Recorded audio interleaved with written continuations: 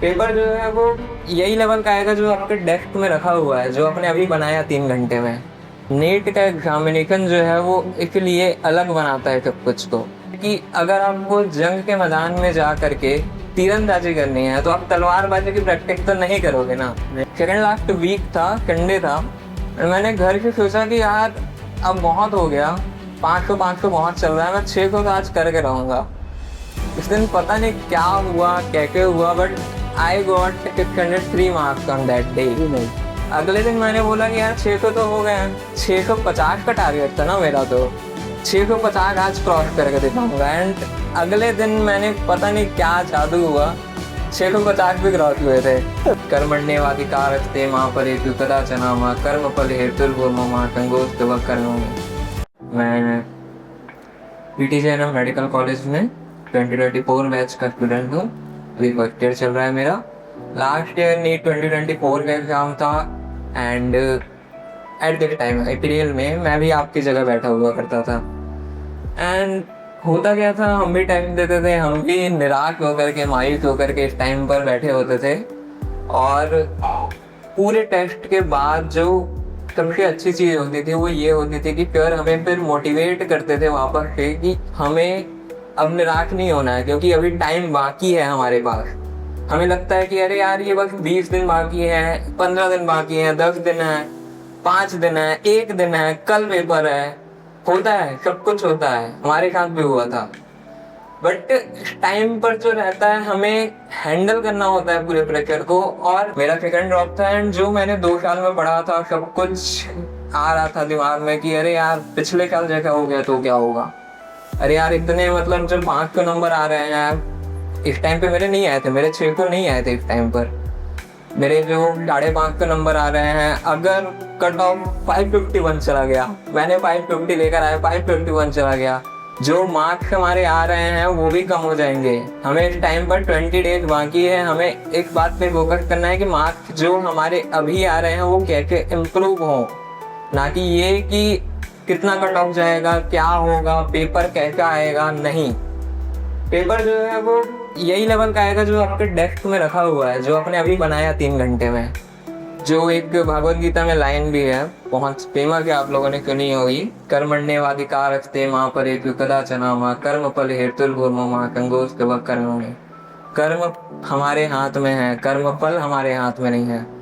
हमें कर्म की चिंता करने का हक है, कर्म फल की चिंता करने का हक है। Very nice.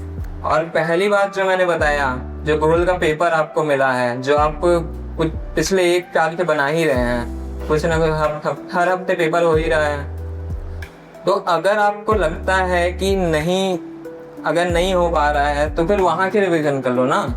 क्वेश्चन पेपर जो है आपके पास है, पुराना रखा ही होगा। अगर आपको लगता है कि नहीं हो रहा है यार, ये इतना सारा फिर से मैं कैसे पढ़ूं, पूरा थ्योरी फिर से कैसे पढ़ूं, फॉर्मूला कैसे पढ़ूं, हटाओ वो सब, उठाओ पेपर, जो भी आपका क्वेश्चन गलत हुआ था, सही हुआ था, वो सब देखो और उसको वापस से बना लो। वहां पर आपका फॉर्मूला, कॉन्सेप्ट सब कुछ रिवाइज हो जाएगा। और बात यही आती है कि अगर आपको जंग के मैदान में जा करके तीरंदाजी करनी है तो आप तलवारबाजी की प्रैक्टिस तो नहीं करोगे ना, आप प्रैक्टिस करोगे तीरंदाजी की। तो आपको वही करना है, आपको मल्टीपल चॉइस क्वेश्चन जो हैं वो ही बनाने हैं। और जो गोल के पेपर में आपको दिया गया है वो, आई एम टेलिंग यू, यही जो पेपर है ना, आपको पता नहीं चलेगा, समझ ही नहीं आएगा आप जब नीट का पेपर दोगे कि मैं गोल का पेपर बना के आया, गोल का टेस्ट देकर आया, ये नीट का रियल टेस्ट देकर आया हूँ। हुआ था, मेरे साथ भी हुआ था, फर्स्ट ड्रॉप में भी, सेकंड ड्रॉप में भी। तो करना क्या है, गोल का पेपर जो है वो बहुत बेस्ट जगह है जहाँ पर आप फिजिक्स का, फिजिकल केमिस्ट्री का, दोनों का बहुत अच्छा रिवीजन कर सकते हो। आपको सिर्फ और सिर्फ यही पेपर जो है, पुराना नया जो भी आ रहा है, तो बनाना है। 3 घंटा प्रॉपर फोकस करना है, 2 से 5। अगर आप रूम में भी हो अपने, जब टेस्ट नहीं है जिस दिन, तो उस दिन भी आपको 2 से 5 जो है वो प्रॉपर यही गोल का पेपर, या फिर जो भी पुराना पेपर हो, या फिर जो भी टाइप का एमसीक्यू हो, जो आपको अच्छा लगे, जो आपको लगता है कि ये वाला तो गलत होगा ही मेरे से, उसको आपको प्रैक्टिस करना है 2 से 5 के टाइम पर। और biology, inorganic chemistry, organic chemistry, 3 जो हैं ये जो हैं थोड़े अलग टाइप के क्वेश्चन आते हैं। तो इनऑर्गेनिक और बायोलॉजी में आपको एनसीईआरटी पढ़ना है, एनसीईआरटी पढ़ना है और एनसीईआरटी पढ़ना है। इसके अलावा आप बना सकते हो गोल के पेपर भी, जो कि बहुत अच्छा होता है। अगर जो मैंने बोला तलवारबाजी और तीरंदाजी वाला एग्जाम्पल, तो आपको जो है कम से कम टाइम पर बायोलॉजी और इनऑर्गेनिक और ऑर्गेनिक इन तीनों को ही कवर करने का ट्राई करना है। ऑर्गेनिक का तो वही है, एक आपने बनाया भी होगा शायद, रिएक्शन वाला शीट बनाते हैं, तो उसमें जैसे नेम बेस्ड रिएक्शन है तो वो लिखे रहते हैं। बनाया है कि नहीं? बनाया है ना? हाँ, तो वही आपको जो है वापस से रिवाइज करना है और बस वहाँ पर से आपके क्वेश्चन आएंगे और कहीं से नहीं पूछने वाला वो। आपके जो है, आप अगर 50 फॉर्मूले दिए हैं एक चैप्टर में तो आपके वहीं पे आएंगे, वो नहीं एक्स्ट्रा पूछने वाला है। उसका सिलेबस जो है वो निर्धारित है कि 11-12 के एनसीईआरटी के ही पूछा जाएगा। तो आपको इस बात का स्ट्रेस नहीं लेना है कि क्या आएगा पेपर में। बाकी और ओवर थिंकिंग और ओवर कॉन्फिडेंस तो बिल्कुल नहीं करना है कि अभी मेरे 6 आ रहे हैं, हमारा तो हो जाएगा, 50 नंबर बढ़ ही जाएगा। नहीं बढ़ने वाला।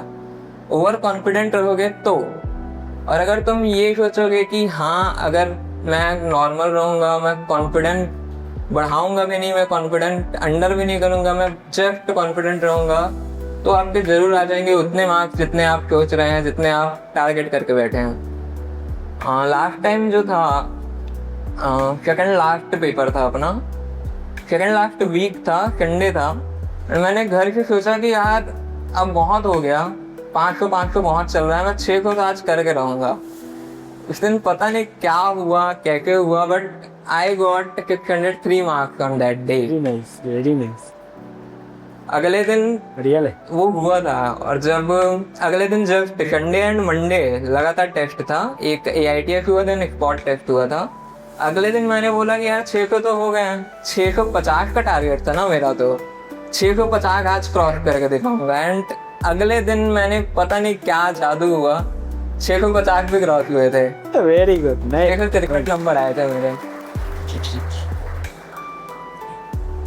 एंड इसके बाद जो नीट का तो पता ही होगा आप लोग को, 650 नंबर जो मेरे आए थे। मैंने कभी एक्सपेक्ट नहीं किया था कि मैं जो एवरेज, स्कूल में मैं बिलो एवरेज बच्चा हुआ करता था, मेरे कभी उतने अच्छे नंबर नहीं आते थे। लाइक 10th में भी 80% कुछ आए थे मेरे, 12th में भी 80% आए थे।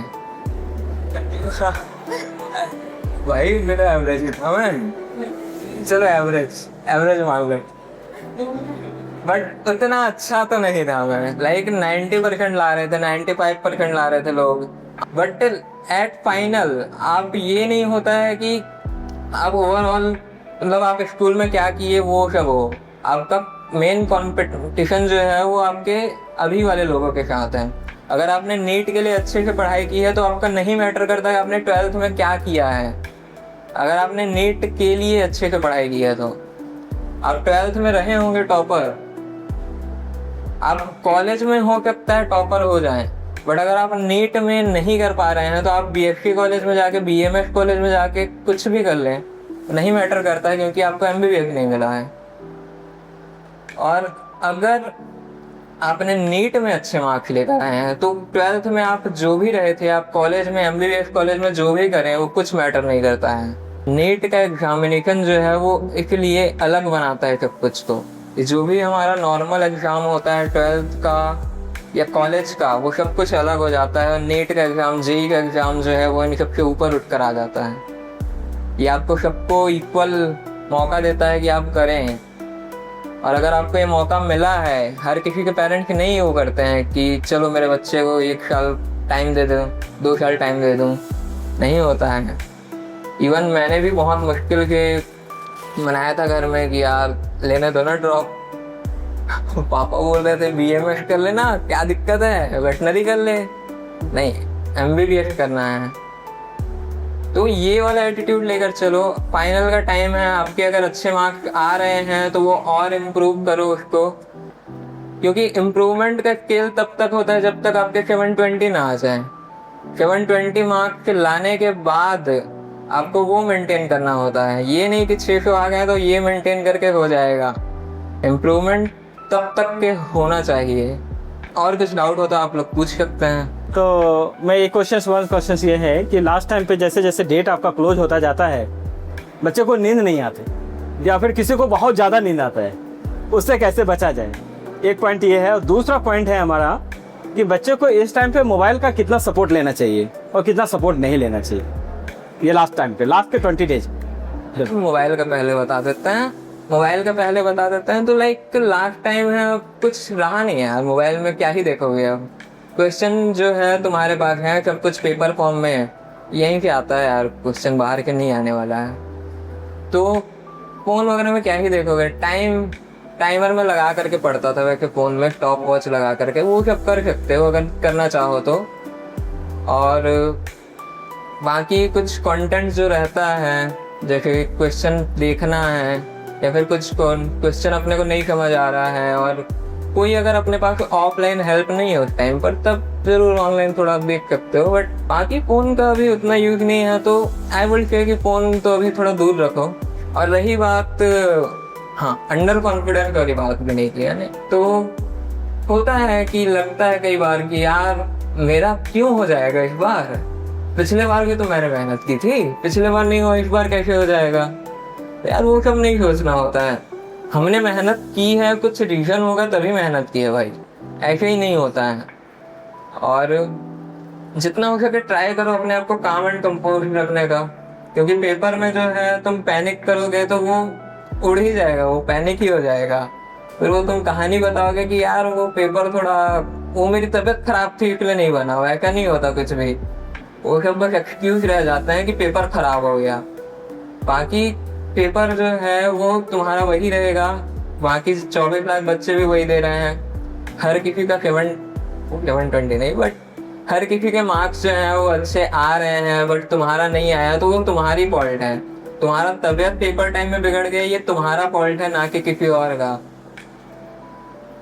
ऐसा तो नहीं है कि कोविड फैल गया तो सबकी तबीयत खराब हो गई। तुम्हारा तबीयत खराब हुआ, तुम्हारा दिक्कत है वो, तो वो सब चीज़ को हैंडल करना रहता है। और मैं बता रहा हूँ 90% जो लोग रहते हैं जिनका ऐसा रहता कुछ कि यार तबीयत खराब हो गई, तो 90% केसेस में वो हम दिमाग से ले लेते हैं, यार इतना दिक्कत है, इतना प्रेशर है, मैं कैसे हैंडल करूंगा, इस वजह से तबीयत खराब होती है लोगों की।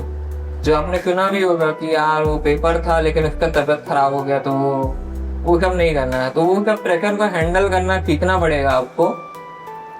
और काम एंड कंपोज रहो। अभी जितने भी 20 दिन हैं, 2 हफ्ते जितने भी बाकी हैं आपके पास इतने टाइम पर, बाकी यही रहता है यार, एक बार का है, कुछ समय का अंधकार है, फिर सब कुछ तुम्हारा है वाली बात हो जाती है।